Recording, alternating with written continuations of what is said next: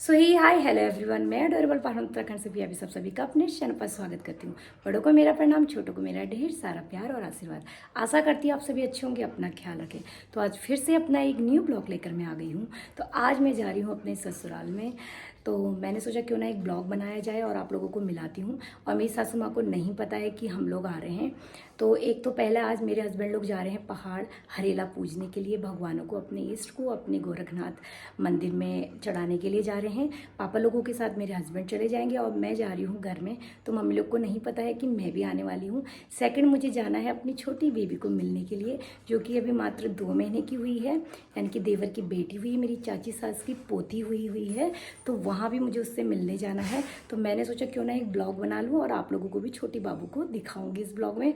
तो मेरे साथ इस वीडियो पर बने रहें, ये वीडियो बहुत अच्छा होने वाला है, इसको स्किप ना करें। और रास्ते में भी मैं आपको आज बहुत कुछ दिखाने वाली हूँ जाते जाते। तो मेरे साथ इस वीडियो पर बने रहें। बस मिलती हूँ आपको थोड़ी देर में। और यहाँ पर हमने कुछ फ्रूट्स ले लिए हैं घर के लिए। तो चलिए अब चलते हैं आगे की ओर। तो आज हल्द्वानी शहर का मौसम काफ़ी अच्छा है, ना ज़्यादा धूप है और बादल लगे हुए हैं और ठंडी ठंडी हवा चल रही है, जिसकी वजह से आज हम लोग आ गए हैं स्कूटी में। तो काफ़ी दिनों बाद आए थे तो बहुत ही अच्छा लग रहा था हमें। और अब हम लोग पहुंच चुके हैं मेन बाईपास रोड में। और उसके बाद जो सबसे मेन हमारी गौला पुल आ चुकी है, जहाँ से हमें गौला पार जाने के लिए ज़रूरत पड़ती है। और ये पुल हम लोगों के लिए काफ़ी ज़्यादा इम्पोर्टेंट है, हल्द्वानी से गौला पार जाने के लिए और गौला पार से हल्द्वानी आने के लिए। जब कभी बरसात में ये पुल टूट जाती है तो हम लोगों को बहुत ही प्रॉब्लम होती है। मेन गौला पार वालों को, उन्हें हल्द्वानी आने में काफ़ी दिक्कत होती है। हालांकि एक पुल है काठगोदाम में, पर वो काफ़ी दूर हमें पड़ती है। और देख सकते हैं सामने एक बहुत बड़ा सा होल्डर लगा हुआ है, जिसमें जिला पंचायत सदस्य लीला बिष्ट जी हैं, जो कि हमारी जिठानी होती हैं। तो उन्हें हमारा फुल सपोर्ट है और आप लोग भी कीजिएगा। तो जैसे जैसे हम आगे की ओर बढ़ते जा रहे हैं तो यहाँ का सुंदर नज़ारा और सुंदर सी हरियाली आप लोग भी देखिए। तो अब मैं आप लोगों को कुछ और भी यहाँ का खास दिखाने वाली हूँ, जो कि हमारे रास्ते में पड़ता है और हमारे घर के बिल्कुल पास में है। जी हाँ, मैं बात कर रही हूँ Indira Gandhi international sports stadium की, जो कि हमारे घर के बिल्कुल पास में पड़ता है। और यहाँ से कुछ ही दूर में हमारा घर आ जाएगा।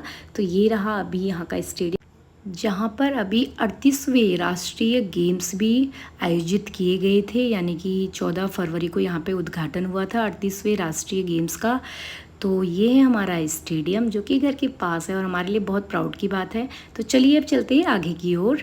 और जैसे जैसे आगे की ओर हम जाते जा रहे हैं तो और ज़्यादा सुंदर हरियाली आप लोगों को देखने को मिलेगी, क्योंकि हमारा घर जो है ना पहाड़ियों के बिल्कुल पास में पड़ता है। तो देख सकते हैं सामने से सुंदर सी पहाड़ियों का नज़ारा भी आपको देखने को मिलेगा। और बहुत सुंदर यहाँ की हरियाली है, बहुत ही सुंदर। हमारे मतलब ससुराल से बहुत सुंदर नज़ारा दिखता है। और यहाँ पर मेरे हस्बैंड चले गए हैं बच्चों के लिए कुछ खाने पीने की चीज़ लेने के लिए। और ये है हाईवे का रोड, जो कि हमारे घर से बिल्कुल लगा हुआ है। तो चलिए अब चलते हैं फटाफट से घर की ओर। और ये लीजिए हम पहुँच चुके हैं घर। और यहाँ पर हस्बैंड जी ने लगा दी है स्कूटी।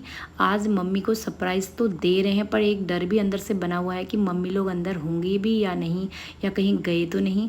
तो यहाँ पर हस्बैंड जी ने फ्रूट्स रख दिए कुर्सी पे और दरवाज़ा अंदर से लगा हुआ है। तो हम पीछे के दरवाजे से अंदर आ गए। तो मेरे हस्बैंड अंदर चले गए तो मैं भी जा रही हूँ चुपचाप से, क्योंकि मम्मी को पता ही नहीं है कि मैं आने वाली हूँ। तो मेरे हस्बैंड ने देखा अंदर तो मम्मी नहीं है, तो मम्मी को कॉल कर रहे हैं। तो मैंने कहा ठीक है आप कॉल कर लो। और जैसे ही कॉल किया तो मम्मी ऊपर के रूम में बैठी हुई थी और मम्मी इतना ज़्यादा खुश हो गई कि बताया नहीं, एक बार बता देते कि मैं आ रही हूँ करके। तो यहाँ पर हस्बैंड जी ने आगे की तरफ से जो फ्रूट्स रखे थे वो लेके आ रहे हैं दरवाज़ा खोल के। और मम्मी ने कहा अरे बताया नहीं, मैं तो रेडी भी नहीं हूँ। तो मैंने कहा मम्मी आप तो वैसे ही इतने सुंदर हो, आपको रेडी होने की कोई ज़रूरत नहीं है। और यहाँ पर मैंने मम्मी को दिया सरप्राइज़ और उसके बाद मम्मी को प्रणाम किया। और हर बार की तरह यहाँ पर मम्मी मुझे दिखा रही हैं जो मम्मी को गिफ्टेड साड़ियाँ हैं, और जो मम्मी परचेज़ करती है वो भी साड़ियाँ दिखा रही हैं, सूट दिखाती हैं। तो ये हर बार का मम्मी का है, चाहे मैं 1 महीने में आऊँ चाहे मैं 2 महीने में आऊँ, तो मम्मी मुझे ज़रूर से ये साड़ियाँ दिखाती हैं। उसके बाद यहाँ पर देख सकते हैं मैं साड़ियों का पूरा मम्मी का सारा जितना मम्मी ने दिखाया था सब खोल के रखा हुआ था। इतने में बच्चों को पता चल गया था कि ताई जी आई हुई है। तो मेरे बच्चे दोनों, यानी कि बड़े देवर की बेटी, इसका नाम है जैसिका, और वो है छोटे देवर की बेटी, उसका नाम है अनाया। तो ये दोनों भाग के आ गए थे कि ताई जी नीचे आई हुई है, लेकिन इनको ये नहीं पता था कि दीदी नहीं आई है। इनको दीदी से बहुत प्यार है, यानी कि मेरी बेटी से। तो बोले कि आप ताई जी दीदी को क्यों नहीं लेके आए? तो मैंने कहा कोई नहीं बेटा, फिर मैं नेक्स्ट टाइम में लेके आऊँगी। और यहाँ पर देख सकते हैं दोनों मुझे बहुत प्यार कर रहे हैं, क्योंकि मैं अभी काफ़ी दिनों बाद आ रही हूँ, तो दोनों का प्यार आज मेरे साथ बहुत ज़्यादा हो रखा है।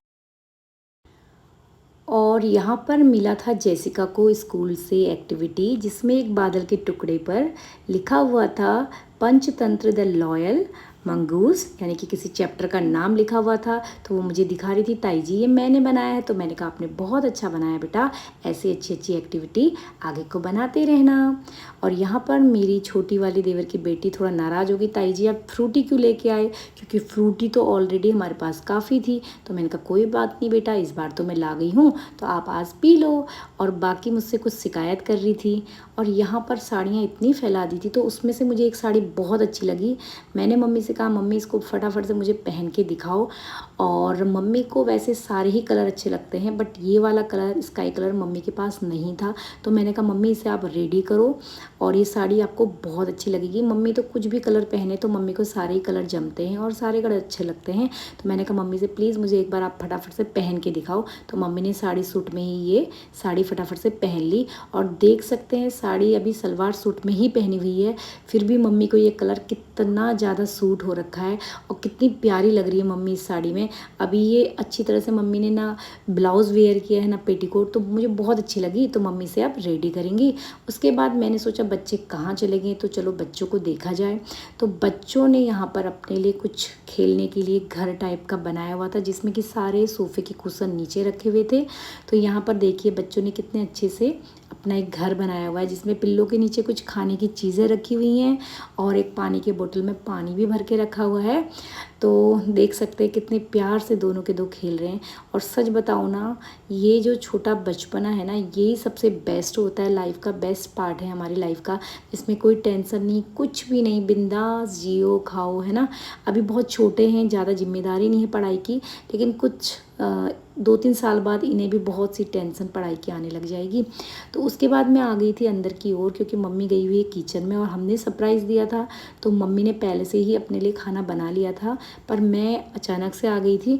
तो फटाफट से यहाँ पर मैंने अपने लिए रोटी बना ली, क्योंकि चावल तो मैंने कहा अभी नहीं बनाती हूँ, क्योंकि मम्मी ने बना लिया था अपने लिए।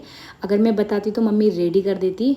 तो यहाँ पर जल्दी जल्दी से खाना बनाया और मम्मी का खाना तो बिल्कुल रेडी था। तो हम लोगों ने यहाँ पर प्लेट लगा ली थी खाने के लिए। उसके बाद मैं और मम्मी बैठ गए थे फटाफट खाने के लिए। और मेरी ओर से, मम्मी की ओर से, सारी यूट्यूब फैमिली आप लोगों का भी स्वागत है, आइए और हमारे साथ लंच कीजिए। तो उसके बाद क्या था, हम दोनों ने फटाफट से खाना खा लिया।